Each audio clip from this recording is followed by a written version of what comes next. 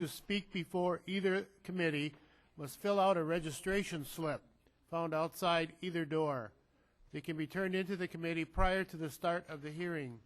Please be sure to indicate on the slip which application you are interested in. Thank you.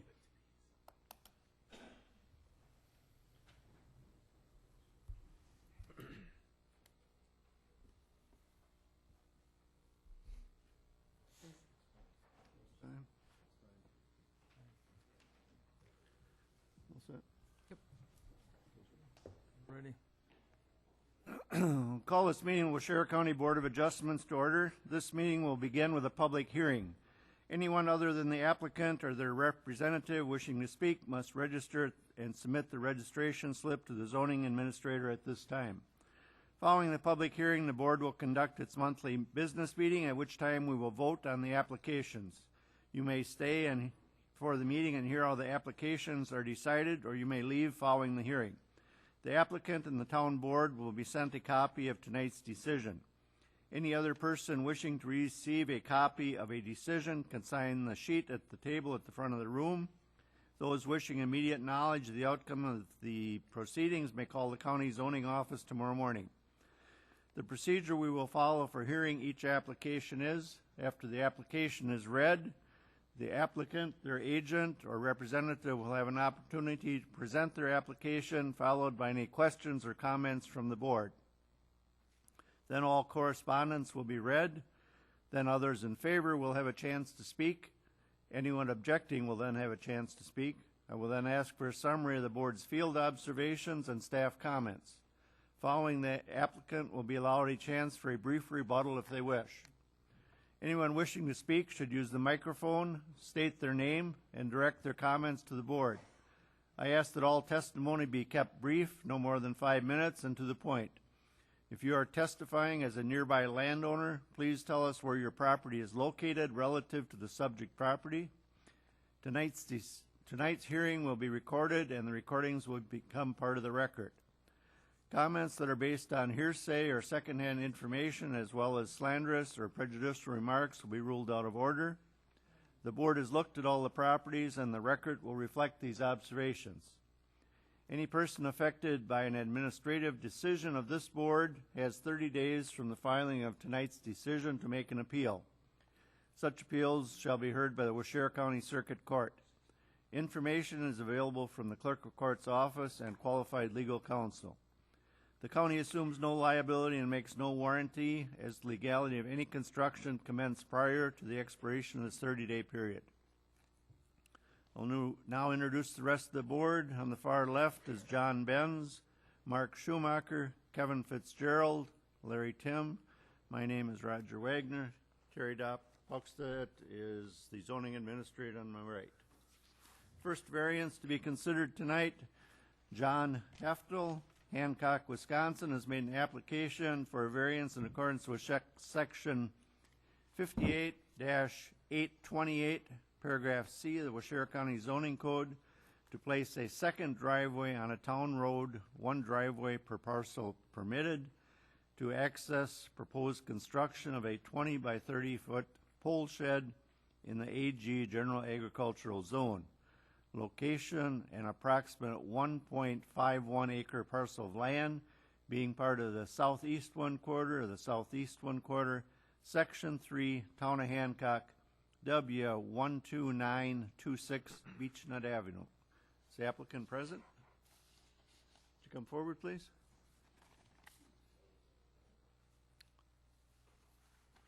And state your name for the record. John J. Heftel. Okay, John. Anything you'd like to add at this time, or otherwise we've got some general questions for you? No, not at all. Go ahead with the questions. Okay. Has there been a recent survey of the property out there? I guess they were supposed to come on the 15th and look at it, the zoning board. Okay, but I mean a survey or anything like that? No. Do you know where all the lot lines are? Yes. The stakes are visible, or you can find Yes, all? they're all marked in the roadway. And Okay. then And are you sure the road right away, is that right where it's supposed to be, or? yes. Okay. How many driveways are you proposing, and they won't meet spacing? That's why we're here, is that correct? Yes. The reason I'm adding a second driveway on, because where the new building is, the septic is in between the first and the other driveway, and I don't want to drive across the septic system. Okay. And I'm on a dead-end road with one neighbor that lives there, and there's very little traffic. And How far apart are the driveways? I think they do meet spacing. I think I measured 200, from center to center, 214 feet. Okay. Have you talked to the town board about this variance? Yes, I talked to Paul Miller, and Paul Miller okayed it, but he said I have to come here for the variance in front of the board. Okay. Did they indicate whether you're gonna need a culvert there or anything? No. Plenty of room for parking and a turnaround? Yes. How often do you think you're gonna use the second driveway? Is that, It's just for storage for, so it'll be weekly or? yeah, if it's once a week, twice a week. Sure. And the other driveway is gonna be your main access for the home, correct? Yes. I guess the unique situation and the hardship is your septic system crosses there. That's the main reason you're here, correct? Right. And any other questions from the board?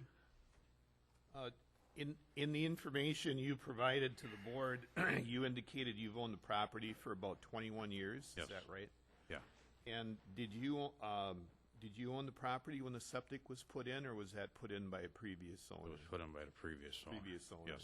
So you didn't have anything to do with the septic No. installation? Okay, thank you. No further questions? I guess you can have a chair then, John. Thank you. Correspondence?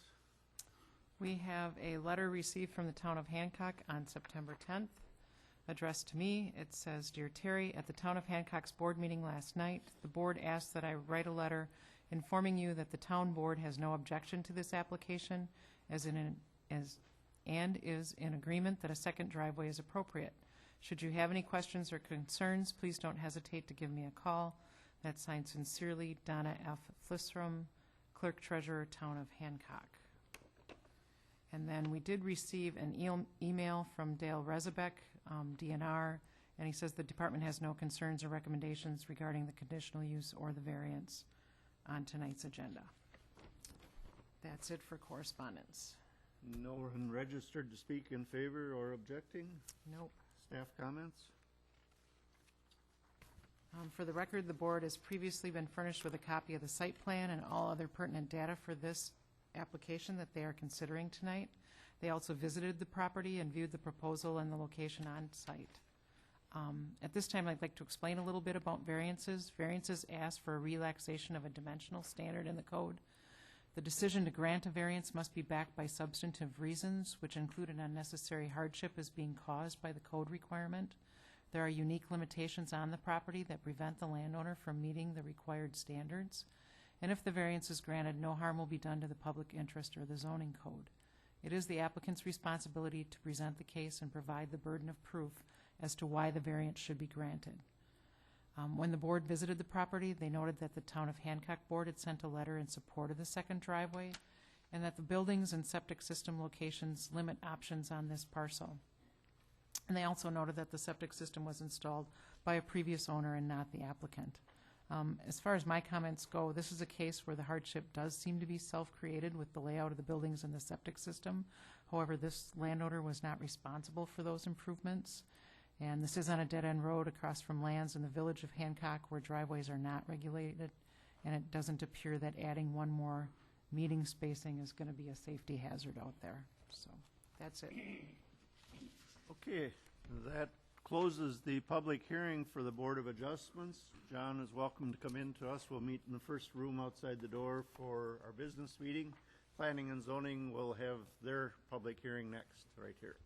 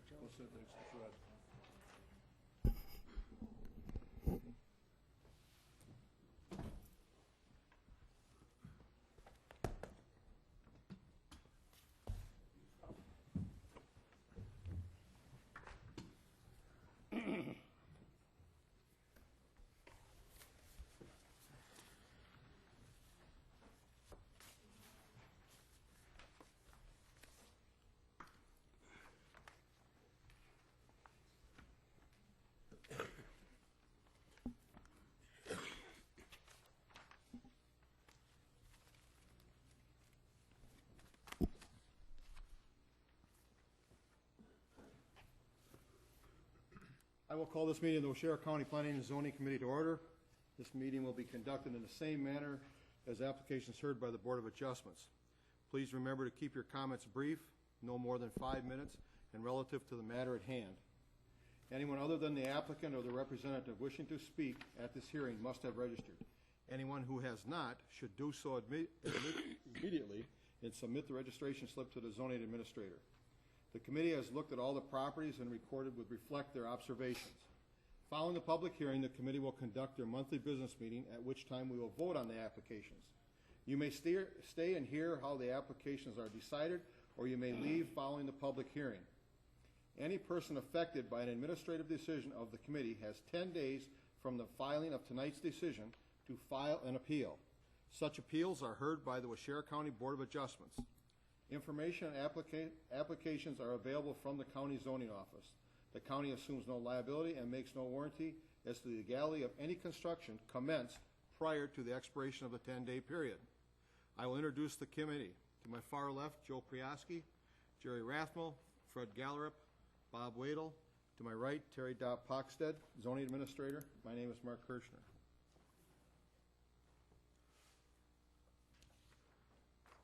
First application that we will hear tonight is a conditional use. Steve and Rosemary Angston, Wapaka, Wisconsin. Gary and Karen Hoyman, landowners, have made application for conditional use in accordance with sections 58-236, paragraph B, paragraph 22, and 58-454, paragraph 34 of the Waushara County Zoning Code to establish a mushroom processing and wholesale operation as a home-based business, utilizing an existing 42 by 80 pole barn with proposed interior alterations to include a commercial kitchen in the AG General Agricultural Zone. Location, an approximate 5.21 acre parcel of land being part of the northeast quarter of the northwest quarter, Section 9, Town 20 North, Range 13 East, Town of Bloomfield. Fire number W1547, Berkins Road. Is the applicant present? Please come forward.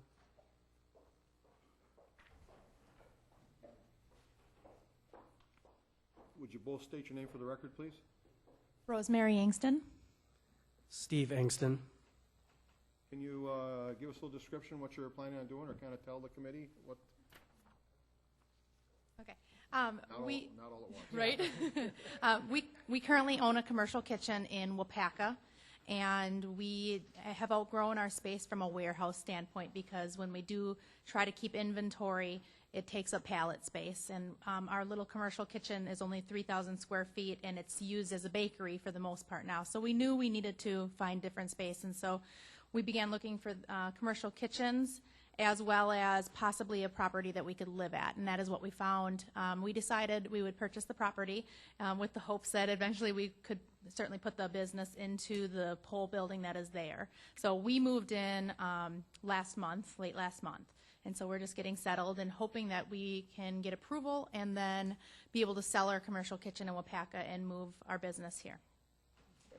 Anything that you want to add? Okay. Questions, please?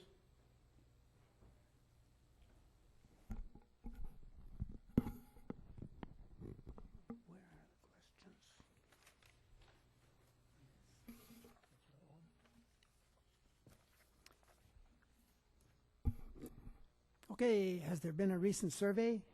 Yes, there Yes. has. Okay. Do you know where the lot lines are? Yes, we do. Could you describe your proposed business in some more detail? Yeah, it's going to be, so we're going to be using the 42 by 80 shed to, we'll be taking raw mushrooms and manufacturing them, canning them, and making a finished product, and then selling them to distributors. So we won't have any retail location or anything there. It'll be direct to wholesalers. The construction on the building would be relatively minimal. We do need to insulate the inside of the building. We do intend to put a very small production kitchen in. We don't use any major production equipment at this time. We hand can everything. We cook our batches in a 60-gallon pot at this point, and then hand can and seal and hand pack everything. So there's no loud equipment. There's nothing like that happening. Right now it's all manual.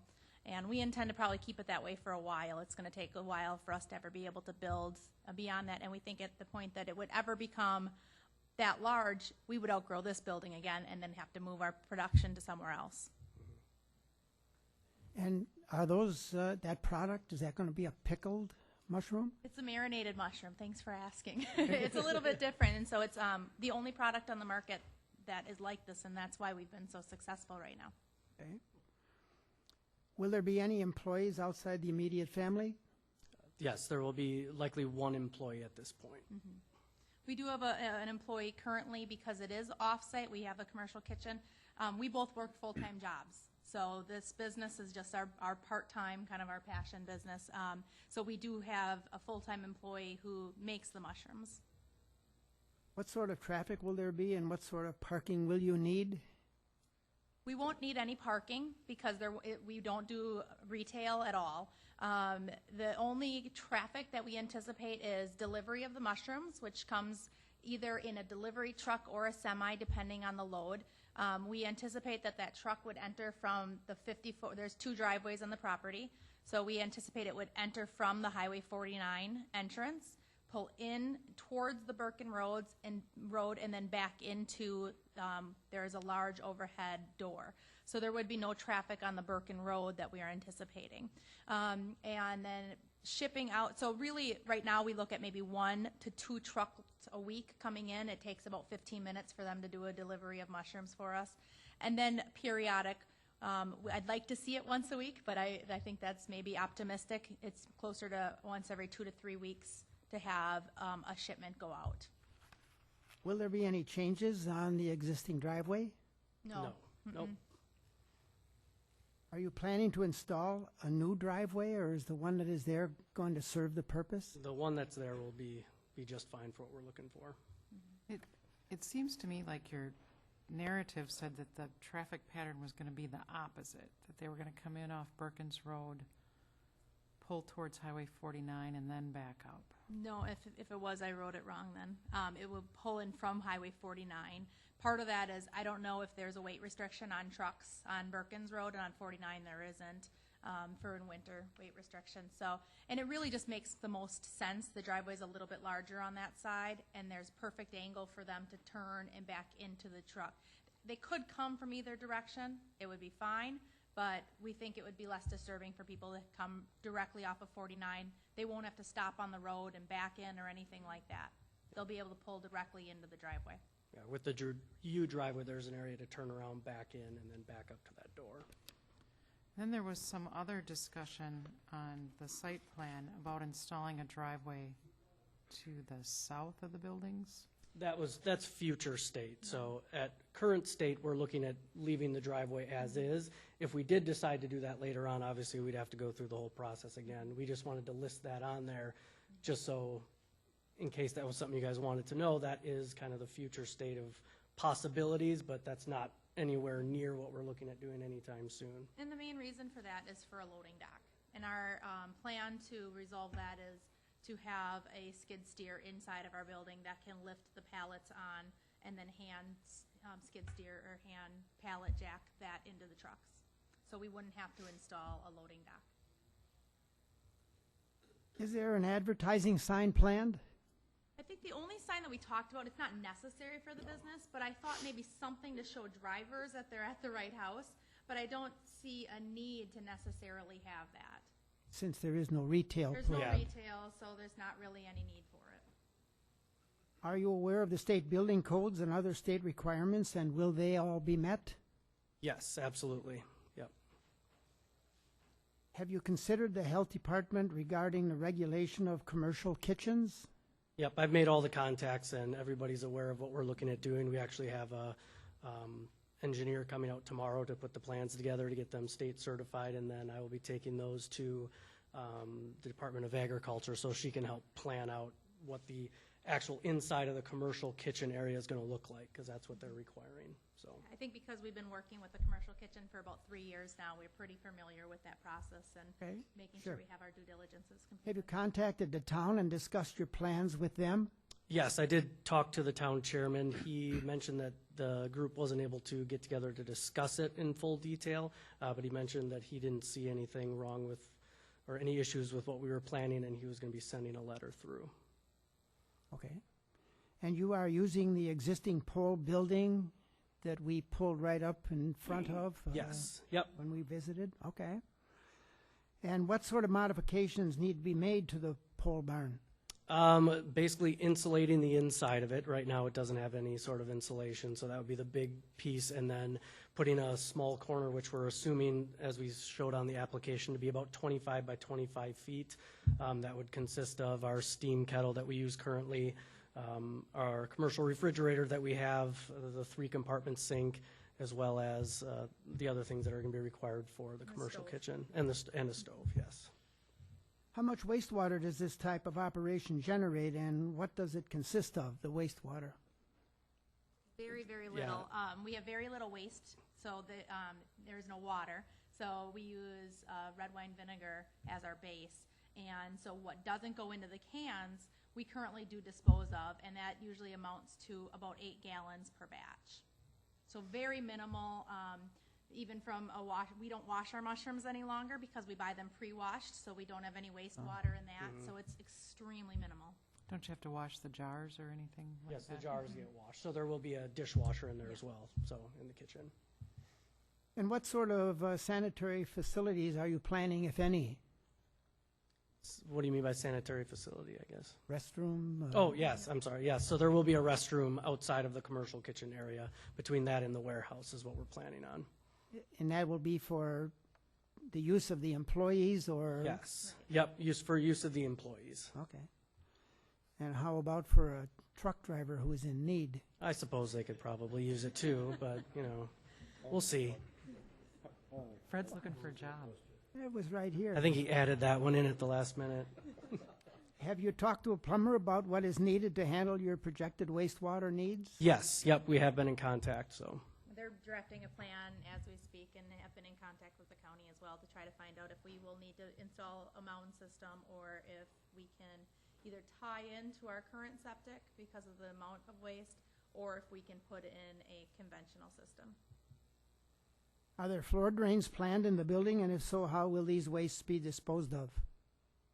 I think there may be, I haven't put any into the plans yet, so that's going to come down to if that's going to be tied into the sewage or the holding tank, and depends upon what the engineer and the Department of Ag decides. It's not something that we need for our business because we don't dump anything down it now, but I know in most commercial kitchens, they want you to have. Yeah, if it's going to be required, then yes, there will be, and Right.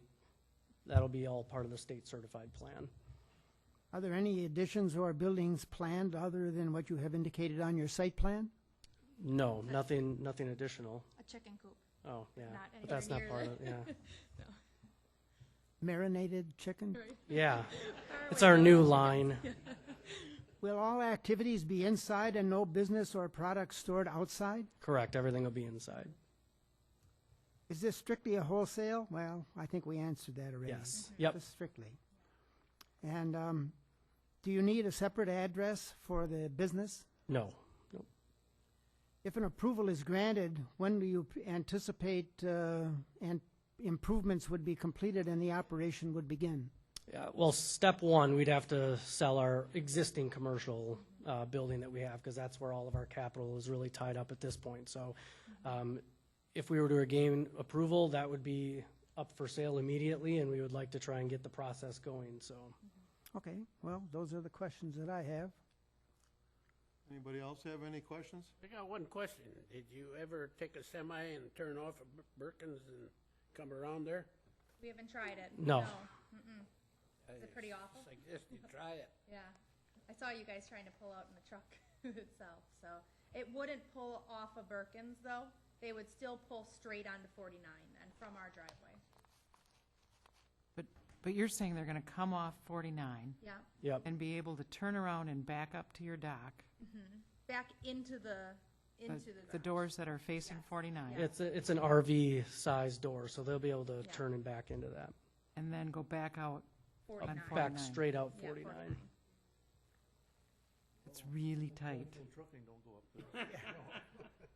Jerry is our resident truck driver. Yeah. so- We haven't tested it, but that might be a theory we need to test to see if I don't want them to have to come through Birkins Road, but if that is an option that we would have to look at. I think that's gonna get pretty tight in there. So, Yes. Yeah. So, any other committee questions? Okay, thank you. All right, thank you. Correspondence? We received an email from the town chairman of the town of Bloomfield. He's the member of the town of Bloomfield Plan Commission and the town of Bloomfield Chair on September 10th, and it's addressed to the Planning and Zoning Committee. It says, on September 2nd, I received a notice of public hearing to include a conditional use application from Steve and Rosemary Angston to establish a mushroom processing and wholesale operation as a home-based business. The fact that I didn't receive the notice until that day made it impossible for us to review it as a plan commission or make a recommendation to the town board, as our meeting agenda was already posted and we were to meet that night. Personally, after reviewing the plans, which were forwarded to me by Waushara County Zoning, I don't see any reason why this would not be all right to approve this application. But without the rest of the plan commission and myself actually going out to the site and reviewing it, we can't make an official recommendation one way or the other. That being said, we would be glad to set up a meeting for the Plan Commission to take a look at it and then make a recommendation to the town board, but this would not happen until the day of our next regular town meeting, which is scheduled for October 7th. Otherwise, once it is approved, conditions can't be added at a later date if concerns arise from the Township or Planning Commission. If you have questions, you can call me, and again, that's signed Mark Stubbs, Stuebs, from Town of Bloomfield. And I would remind you that the DNR says that they have no comments on the conditional use or the variance. Okay, That's it for correspondence. no one in favor No of one, objecting or? no one registered. Staff comments, please. Again, remember that this committee, just like the Board of Adjustments, has looked at the site plan, been out to the site, looked at everything submitted by the applicant. And now I'm going to explain a little bit about conditional use permits.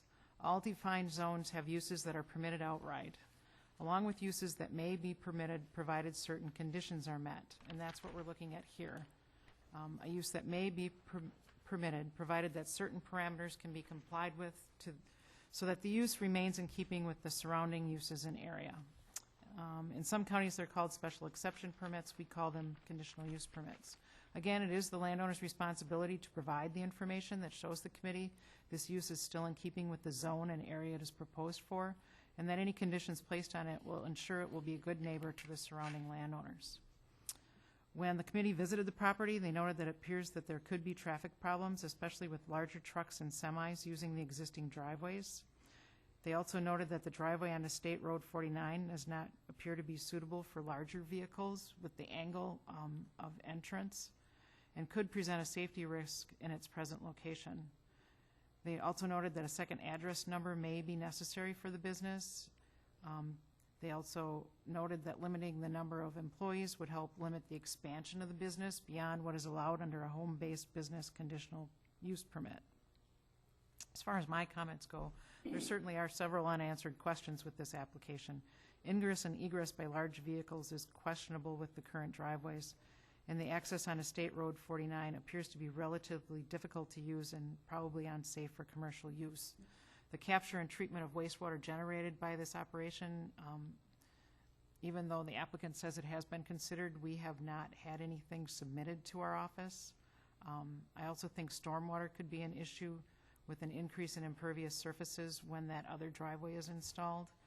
And the Town Board and Planning Commission has not had a chance to review the application and make a recommendation. And so for all these reasons, I would recommend that the committee consider tabling this application to October's business meeting So the applicant has an opportunity to gather this additional information and provide it to the committee for consideration before they make their decision. That's my comments. Okay, is there anything the applicant would like to add, or? Okay, thank you. Okay, that concludes the conditional uses for tonight. The next thing on the agenda is a public hearing, and I will read this off. In accordance with Chapter 33.26 of the Wisconsin Statutes, the Waushara County Planning and Zoning Committee will now conduct a public hearing on the proposed formation of a lake management district for Buse Lake in the towns of Wautoma and Dakota. A summary and report of this hearing will be submitted to the Waushara County Board of Supervisors for their consideration in voting on the formation of this proposed lake management district. This hearing will be conducted in the same manner as the previous applications. Whether you wish to speak tonight or not, we ask that everyone who is here tonight in regards to the proposed lake district fill out a registration slip and hand them in to myself or to zoning administrator so that we have an accurate record of your attendance. A Class 1 notice has been published in Waushara Argus prior to this hearing, and individual notices have been mailed to the last known address of each landowner within the prospective district and to the Department of Natural Resources. The proposed lake management district boundaries are described as follows. All lands that have frontage on Buse Lake and or Buse Lake Road located in the southeast quarter of the southwest quarter and the southwest quarter of the southwest quarter, Section 36, Town 19 North, Range 10 East, Town of Wautoma, and the northeast quarter of the northwest quarter and the northwest quarter of the northwest quarter, Section 1, Township 18 North, Range 10 East, Town of Dakota, all in Waushara County, Wisconsin, describes as follows. This is followed by a rather lengthy legal description that was published in the paper. If anyone wants me to read it, I will. Otherwise, I would skip this part and note for full legal description was printed in the local paper. Now, you heard what I read here just a little while ago, and if you want me to read the next one, it's about twice as long. Maybe 4 times. Everybody's fine with that? Oh, I like you guys.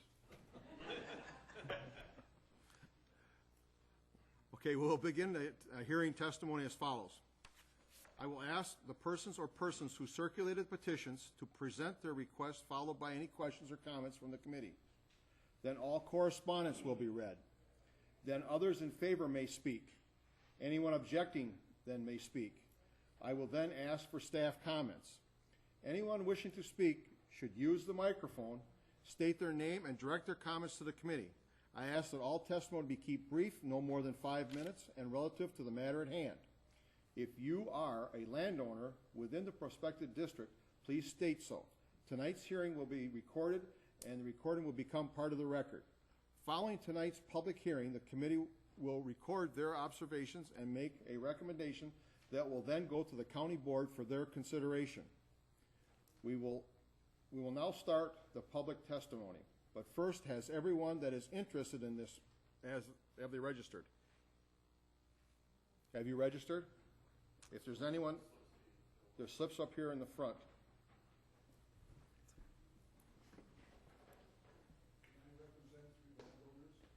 That's, yeah, just fill out a slip here. No, they have to be here. Mark, Huh? they would have to be here. The landowners have to be here, but he could speak for himself. Right.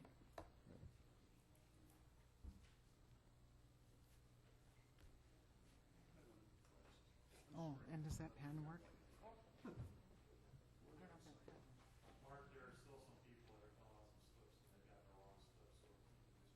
Sure, sure. Who was it that asked if they could? You can't speak for other people. They would have had to submit something in writing. You can say that You can you've speak for talked to them, yourself. I guess, and you can certainly Okay. speak for yourself. But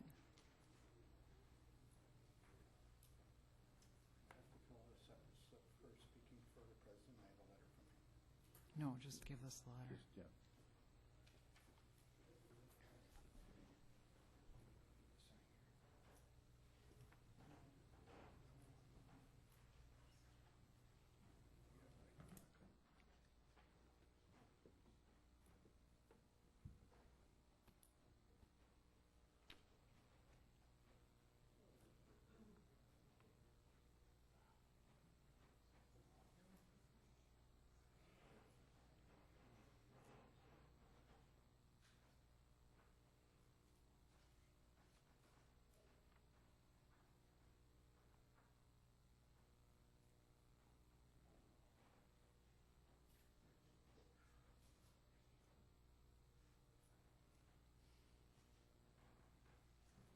Thank you.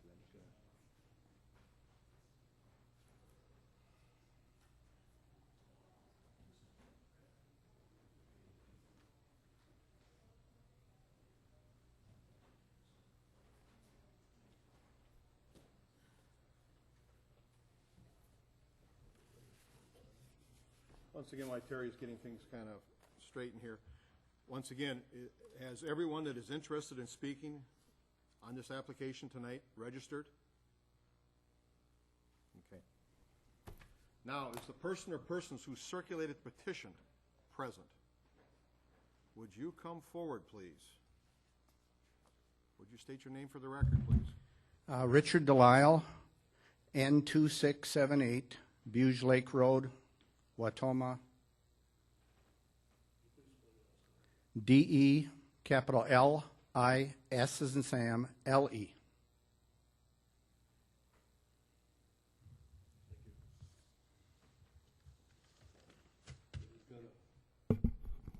Got a few questions to ask of you. Yes. What is the total percentage of landowners in the proposed district that signed this petition? 62%. I think it's actually 61.8. Do you know what percentage of the land those owners represent in the proposed district? No. Did you verify each signature?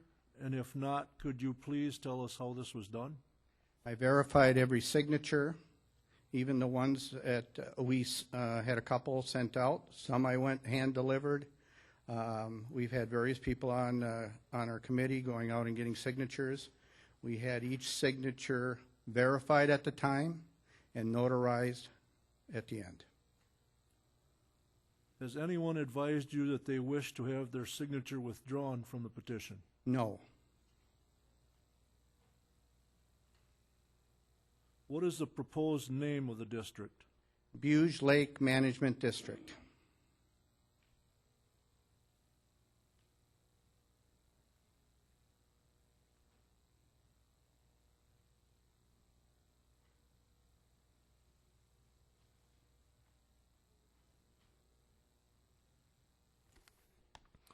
Who drafted the plat or sketch of the proposed district?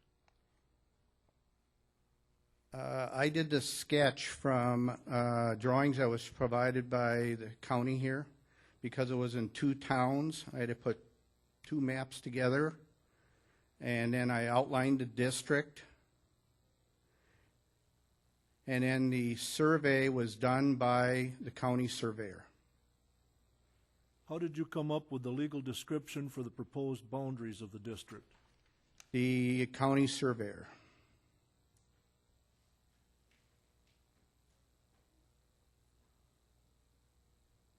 If properties within the watershed are excluded, why have these properties been excluded? No property, excluded? We included as many properties within the watershed as we could to come with a complete and when we developed the layout, we wanted a nice clean district where it's easy to understand because some properties expanded out further and that. We included, if you look at the map that was provided at the time, it's a nice clean district. No properties were excluded. Have any of the landowners within the proposed district expressed an objection to the formation of a district to you? To me, no.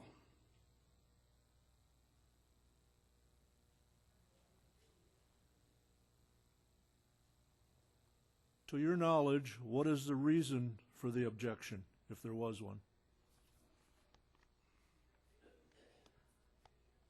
You said they didn't express it They to you. didn't express, but there was two individuals that came to our meeting, indicated they were not interested in it, and then later on said they weren't ready to sign any petition because they were just concerned about an additional tax or fee.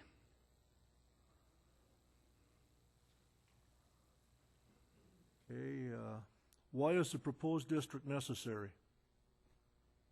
For the salvation of Buge Lake.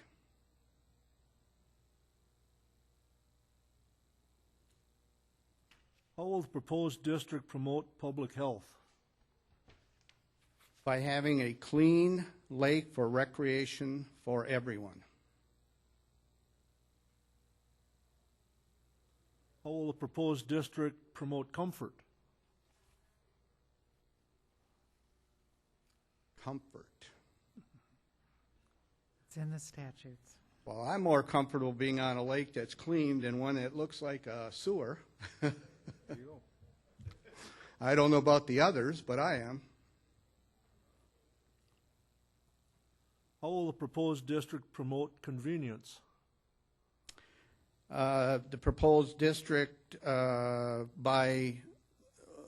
of the biggest problems we have is erosion milfoil, and by cleaning up our lake, it'll be easier for everyone to recreate on Buge Lake. How will the proposed district promote public welfare? More and more people outside of the property owners within the district will be able to use our lake. How will the property proposed to be included in the district be benefited? You've got the right- Property values is the big thing today. If you have a piece of property on a lake or on a back lot of a lake, your property values are definitely more valuable on a lake that can be used than one that cannot. How will the proposed district benefit the lake? The proposed district will give us the authority to take on the threats that have been plaguing Buge Lake. The present threats and future threats. Do you have 3 initial commissioners that are being recommended to serve on the board? Yes. We'll probably need those names later, but I don't think. Whenever you ask, I have them. Why don't we get them now? Pardon? Okay.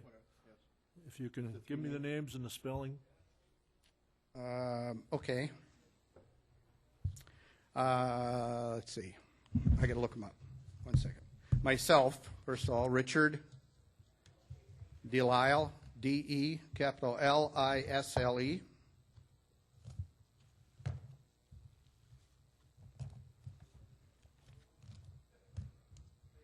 You caught me by surprise on that one. Okay.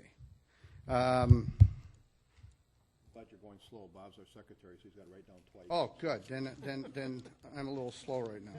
Besides that, shaking is not very good right now. Okay. Trying to find their name.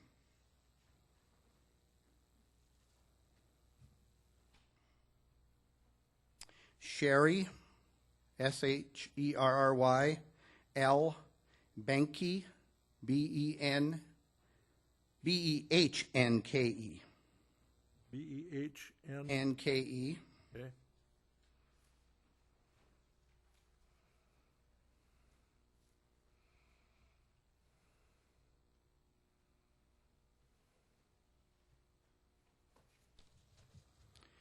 And Nancy Davis.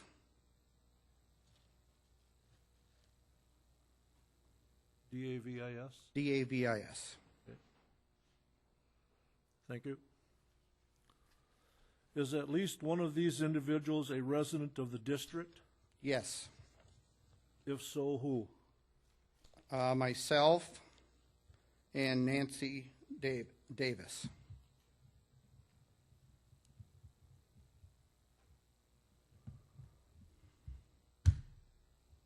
Okay, that's all the questions I have right now. Okay. Like to add? I'd like to read a letter from the president, and then I will give my comments during the open session. Okay? To the Waushara County Board. Regretfully, I cannot attend this meeting due to a long-standing prior commitment. As president of the Beuge Lake Owners Association, I would like to present to you a number of reasons why it is imperative to create the Beuge Lake Management District. For well over 20 years, we have fought the ever-increasing cost to maintain the lake and its surrounding property values in the watershed. Since 2000, Beuge Lake Property Owners Association has spent over $77,000 for treatments of invasive lake weeds. We have worked hard with the state, county, and city officials to control water and nutrients runoff from land into the watershed. The Beuge Lake Property Owners Association has completed 4 public hearings and are in the final stage of joining other lakes with a lake management plan in conjunction with the Waushara County Lakes Project. 2014 found Beuge Lake Property Owners Association unable to continue its fight to treat Beuge Lake for invasive weeds for the first time due to fiscal restraints. Since in inception, Beuge Lake Property Owners Association has relied on voluntary contributions from its members to pay for our lake stewardship. Most contribute, others did not, but all received services necessary to maintain the high integrity of the watershed and our property values. Beuge Lake Property Owners Association and its surrounding watershed desperately needs the formation of the Beuge Lake Management District to put us on a level playing field with other lakes. Respectfully submitted, Lars Rogelberg, President of Beuge Lake Property Owners Association. Could you please spell that for me for the record? I'm going to give you give you the letter, Okay, thank and then I'll save my comments to the open session. Why don't you just go right into yours? You're first. I'm first on Yeah, open session. yeah. Correspond. Okay.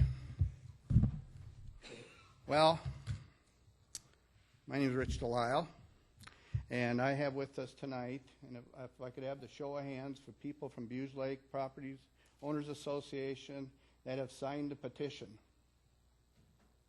They're here to support me. My wife and I are residents of the town of Wautoma and live on Beuge Lake Road. We purchased our property in 1982 and became full-time residents in 2011. We have been members of the Beuge Lake Properties Association for many years.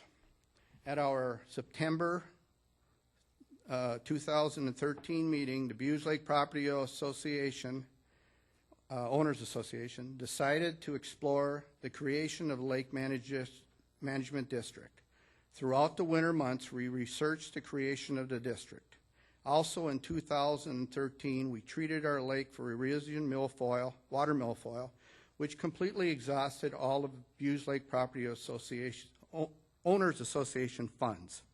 At our May meeting of this year, 2014, a University of Wisconsin Stevens Point representative met with the Beuge Lake Property Owners Association for our first meeting to create a Beuge Lake management plan.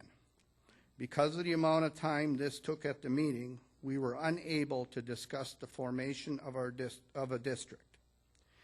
A special meeting was held on July 5th of this year to discuss the formation of a lake district. Beuge Lake Property Owners Association invited everyone that would be affected to the meeting. This included all Beuge Lake Property Owners Association members and non-members in the proposed district area. The Beuge Lake Property Owners Association then voted to move ahead with the creation of the Beuge Lake Management District. With the approval of the Beuge Lake Property Owners Association and its board, I have taken on the lead role of creating the Buge Lake Management District. With the support of owners on and off the lake, we were able to collect more than the 51% that is needed to create the district. The petition drive was a little over 7 weeks long. It was much easier process than I anticipated because of the vast majority of property owners could see that the Buge Lake Property Owners Association cannot do this alone, and that everyone in the district must participate in order to have a healthy lake. In fact, a large number of petition signers were not members of the Buge Lake Property Owners Association. I ask on behalf of all the individual petition signers that you approve the Buge Lake Management District as per the signed petition. All the properties in the proposed district are within the Buge Lake watershed. We included as many properties as possible that drain into Buge Lake and benefit from the clean lake. There are about $7.9 million of property values in the proposed district. Many of the backlots owners have deeded access and ownership of properties on the lake. The backlots are higher than the lake, giving them all a view of the beauty of Buge Lake. As more and more homes are built on backlots, they will have a negative effect on our lake. The Buge Lake Management Plan is in its final draft and should be completed shortly. Over the years, Buge Lake has changed from a rural lake to an urban lake. Buge Lake is struggling with changes as is shown in the Buge Lake Management Plan. Buge Lake challenges, as outlined in the plan, are water quality, erosion milfoil, curly leaf pondweed, small size pan and game fish, noise pollution, lighting pollution, and poor shoreline. Buge Lake is slowly being choked off by erosion milfoil. Since 2000, we have spent $77,125.53 on lake treatments and permits. This was paid for by the generous voluntary contributions of the Buge Lake Property Owners Association members, which is about half the properties in the proposed district.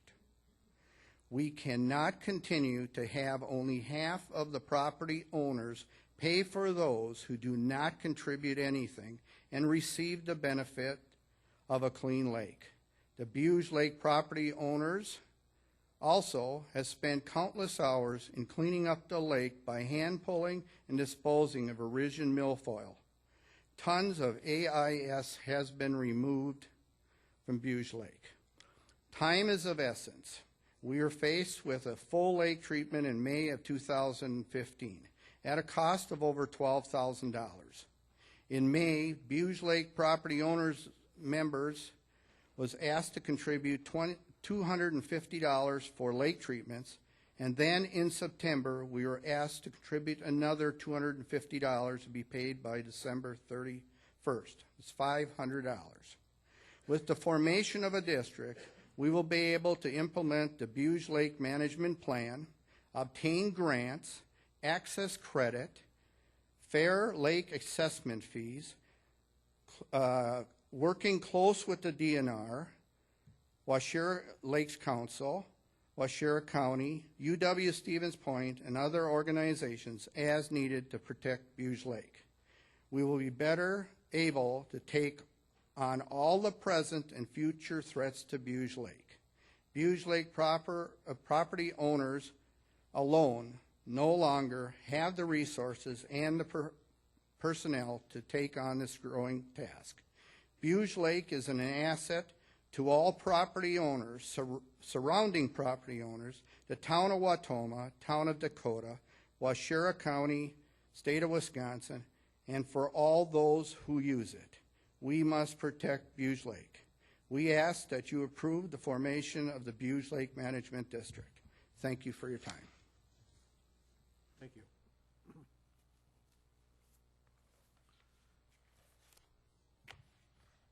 Next person registered to speak in favor, Robert Magnuson.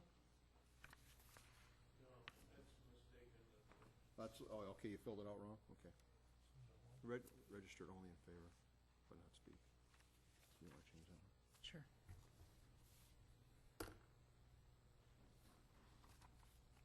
And everybody else, I think, is that way. Yeah.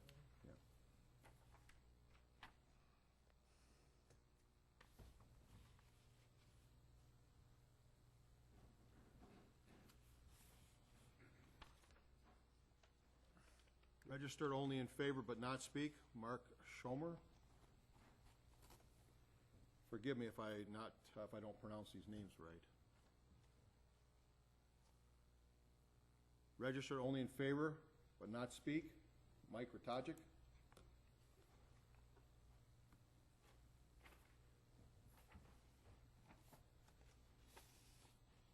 Registered only but not speak, Dorothy Ratajic.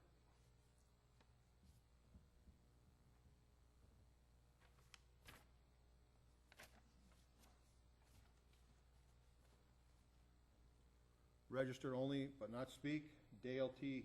Hetley or I can't, what is it? Headkey, okay. Can't read the writing. Sorry about that. Your wife Carol?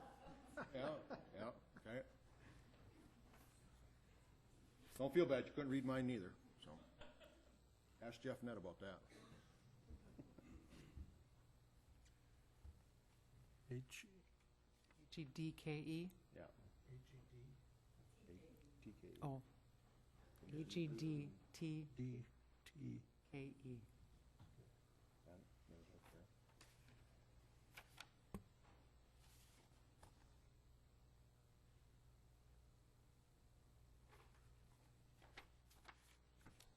Registered only in favor but not speak, Susan Deschley?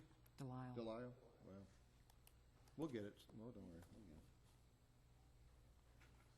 Speak in favor but not speak, Nancy Richter? Richter? No. No, I got it down, but yeah. He Just that you're said present. speak, but it's register. Registered but not speak. Yep. Clochese? Patrick Colchese, registered but not to speak.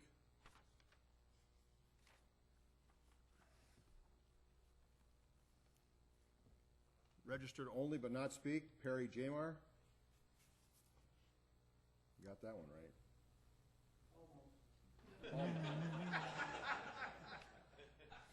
How about Mary Riley? Registered only but not speak. McGrath? Is there a Pat McGrath? Yeah. Registered only but not speak. And Joanne Tuckey. Registered only but not speak.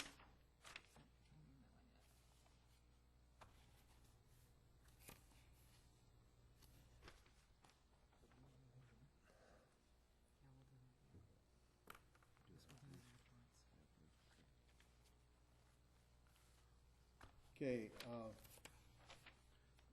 the following people are speak in opposition. John Bauer, come up to the. Would you state your name for the record, please, John?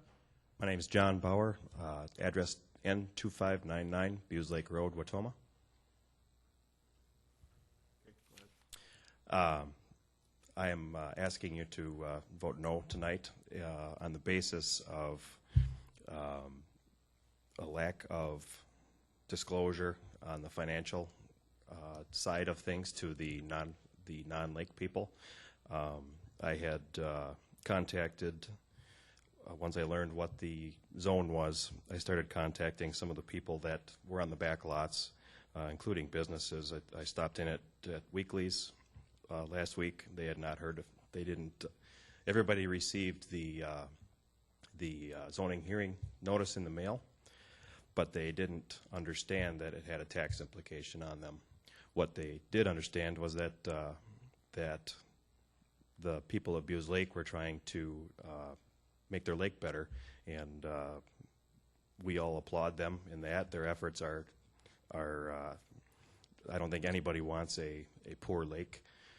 But I did talk to, on the backlot people, I've never been approached personally on any of this financial part of it, and I've never been asked to sign a petition.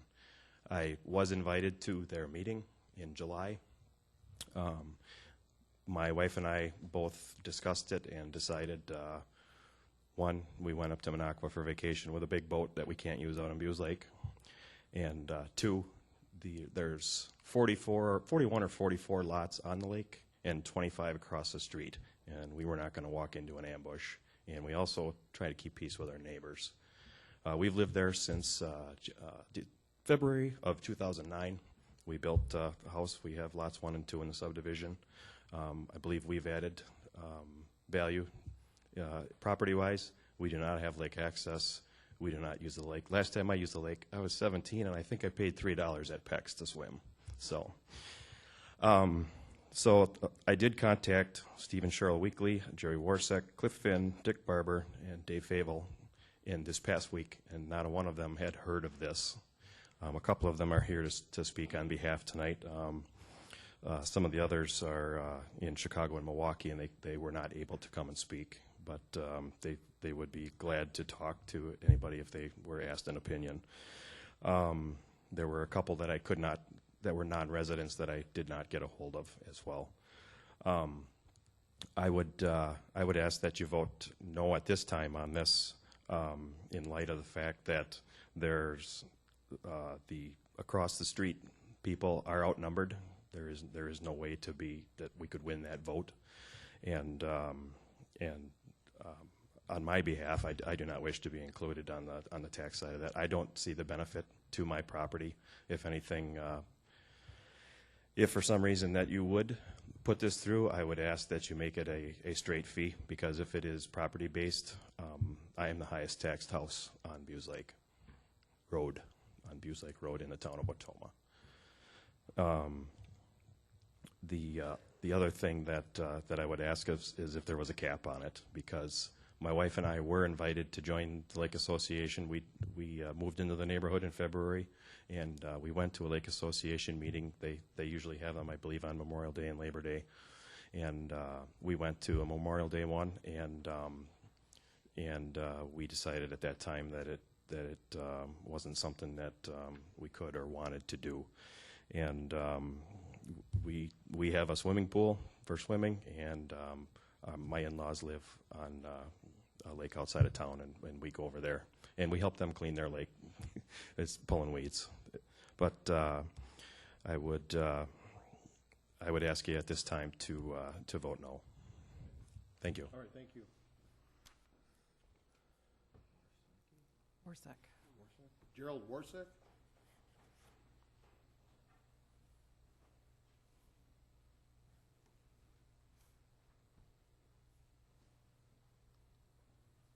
Just recently bought a home behind Steve Weekly's. It used to be Robert Binsky's. It was pretty much a tear-down building. I've been renovating it. I have not, I don't know these gentlemen. I know some of the people on the lake over here. I live on Silver Lake. I know the problems with this, all these weeds going on. It's a never-ending problem. It's right now I'm not in favor of it. My next door neighbor, Glenn Perry, is not in favor of it.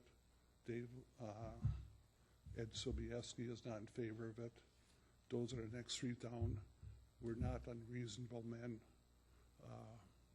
We'd like to see the lake cleaned up, but I don't know where I stand. I don't even know I was part of it. I never signed the petition. I don't know what this is about. Like I said, I'd be willing to, like a reasonable fee or something like that. I don't use the lake. I rent the property out.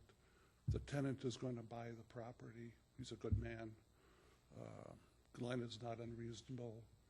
Ed Sobieski, you know Ed Sobieski. He's not unreasonable. I'd just like to know more about it. I'd never seen a petition. I never signed it one way or another. No one explained it to me. I don't know. I would think there should be some input from like Ed Kessinger from Silver Lake. I have a home on Silver Lake between Moosomin and Silvercrest. Dave Wishkowiak from Lake Alpine, I don't see any input from him. He's on this milfoil thing. I mean, I would think that, I don't know this gentleman. My name is Gerald Horst.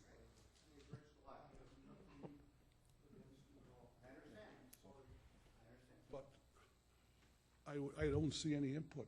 I really don't. We like, I don't see where there's, if people used Bewes Lake, they should be charged for using it. There's no, Silver Lake, Lake Alpine, they all have to pay $5, $10, $20 to get in, to put their boats in the lake. That's something that should be considered. I don't know, or like this old, how do you base a rate on, like, what is Old Peck's plantation valuation compared to the other? Like, is this gonna be a fee base or flat rate, or what the property value is worth? Has that been brought up? Is there gonna be a flat fee? Can you please address the committee? You have to address it. I'm on Silver Lake. It went from, it doubled. Let me say one thing. Gary, They're doubling the fees on Silver Lake from $160 to $300. It's a mandatory payment on your property taxes all the time from now on. Mr. Warsack? People across the lake Mr. Warsack, you need to address the committee. Address the board. I'm sorry. Okay. You have a chance to rebut anything. Okay. Like I said, I'm not unreasonable. I just don't know if it's a flat fee, if it's based on property value. I guess I would be okay with a property value cessation. Okay. I only paid $12.5 for the property, so I'd be really happy about having the lowest property tax on the lake. So I don't want to offend anyone, but All right. Okay, thank you, Jerry. thank you.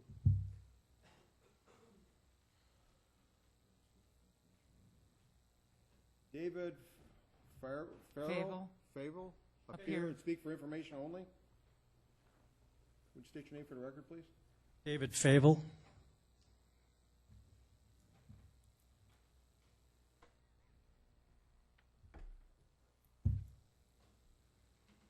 Go ahead. Need my address? No, we got it right here. It's on the sheet. I have property on Bewes Lake, the old Peck property. I live on Silver Lake, but I put my Bewes Lake property address on there. But anyway, I'm here because I didn't feel that I had proper information regarding what was going on with this.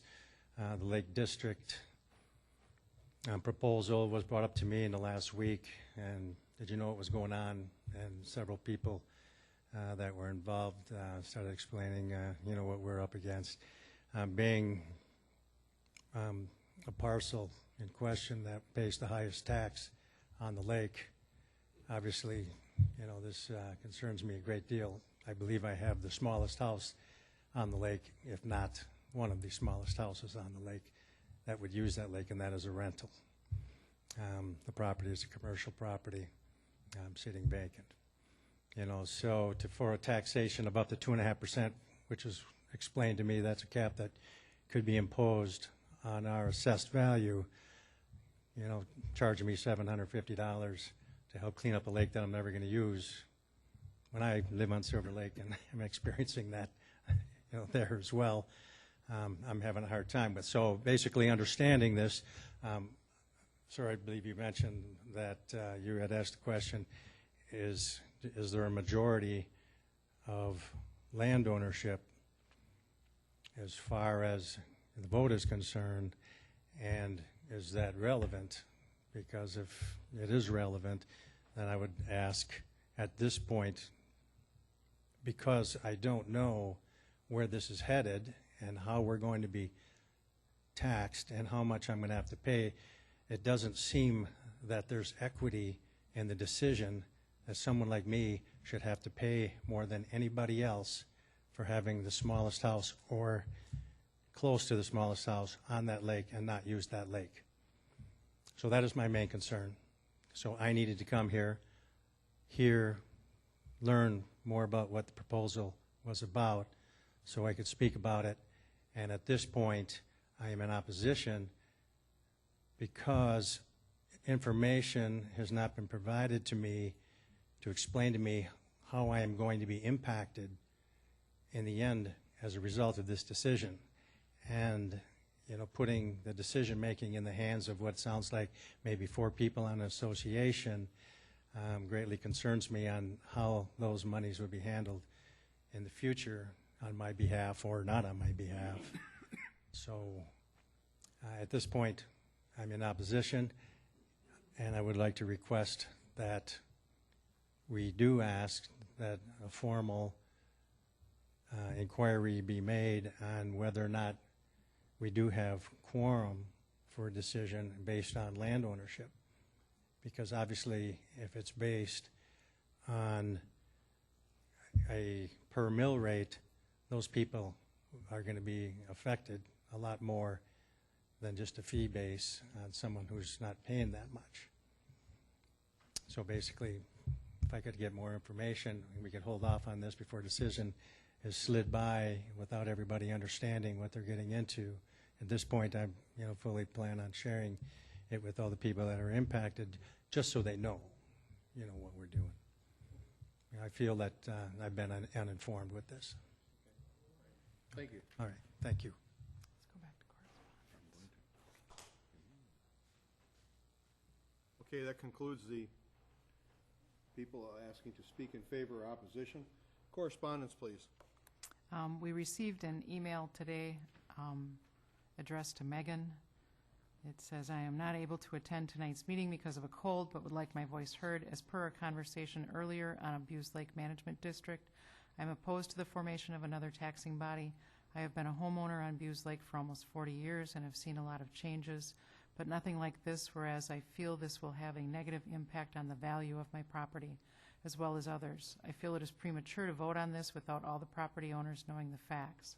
I speak from experience being in the real estate business for almost 39 years.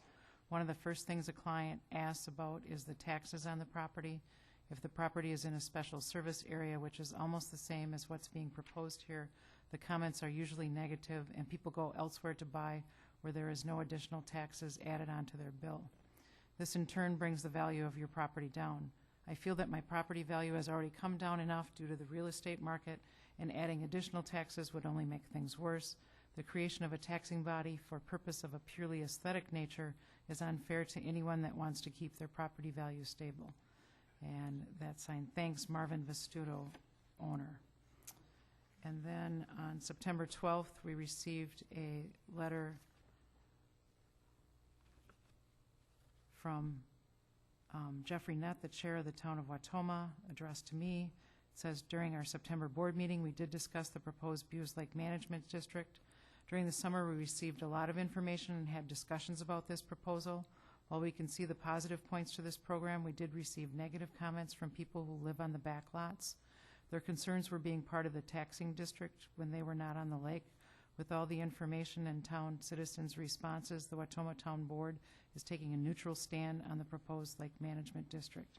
And again, that's signed Jeffrey Elnett, town chair. And I think that's it for correspondence. I'll double check. Bob needs to get the first one, get the name. Pardon? V-E-S. V. V is in Victor. V-E-S. T-U-T-O. Marvin.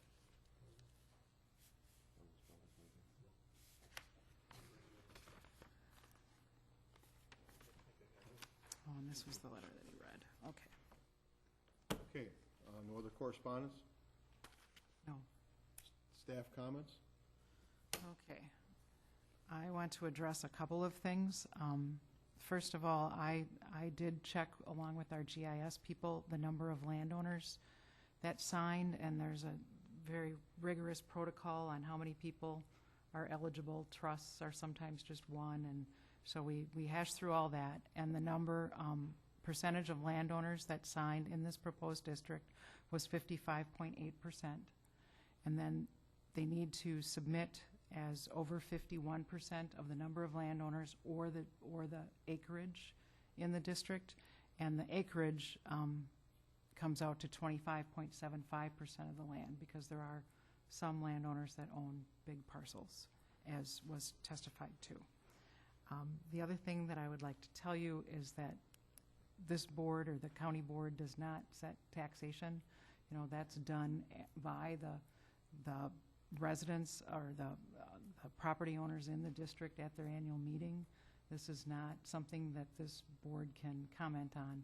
You know, they're not going to say you can only do this much, or you have to do a flat rate, or you do it by valuation.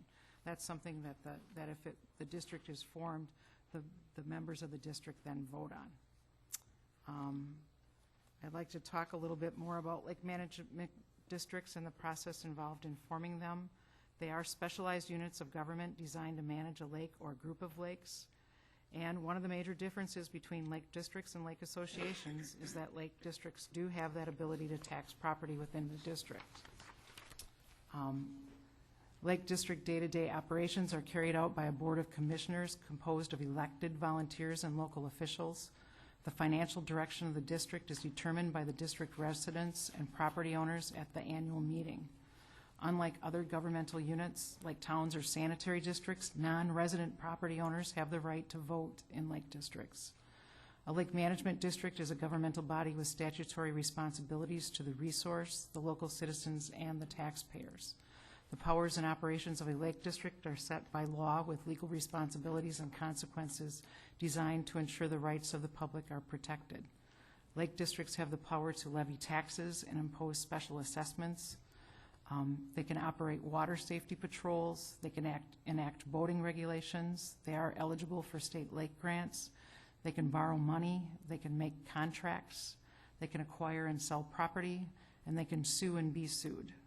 Some of their activities include monitoring water quality, inventorying and monitoring aquatic plants, managing invasive or nuisance aquatic plants, purchasing land to protect sensitive areas, restoring wetlands, developing erosion control programs, develop long-range lake management plans, have educational programs, and communicate with units of government and other organizations and individuals. When a group wants to form a lake management district, they file a petition with the county board that contains the following: the proposed name of the district, statements about the necessity and benefit of the district, a description of the boundaries of the proposed district, a plat or sketch indicating the approximate area and boundaries, the signatures of the petitioners, and the verification of signatures. The county board must hold a public hearing within 30 days of the filing of such a petition, and in this case, that hearing was assigned to the Planning and Zoning Committee, and the Planning and Zoning Committee needs to make a report back to the county board on their conclusions following the hearing. The county board is required to issue a decision based on these 4 findings: that the petition is signed by the requisite number of property owners, that the district is necessary, that the public health, comfort, convenience, necessity, or public welfare will be promoted by the establishment of the district, and that the property included in the district will be benefited by the district's establishment. And one last thing that I did was I took the boundary map that's in yellow, and then I highlighted in orange the properties that had a signature signing the petition. So there is a mix of lake frontage and back lots, and I wanted you to see that too, so that it's, you know, you can see where the signatures came from around the lake. Because there seems to be quite a bit of testimony. So everyone That that way. you checked here Oh, no, all the orange are the ones that are that have signed, and the yellow have not.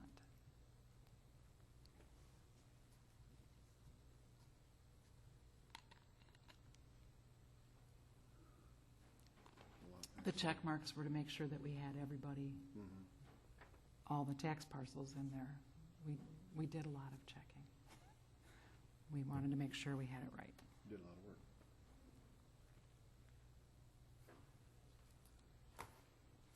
Make sure Joe sees that. Joe's still familiar. And that's it for my comments. Signed the petition, these didn't. We'll take a second and let the rest of the board view this.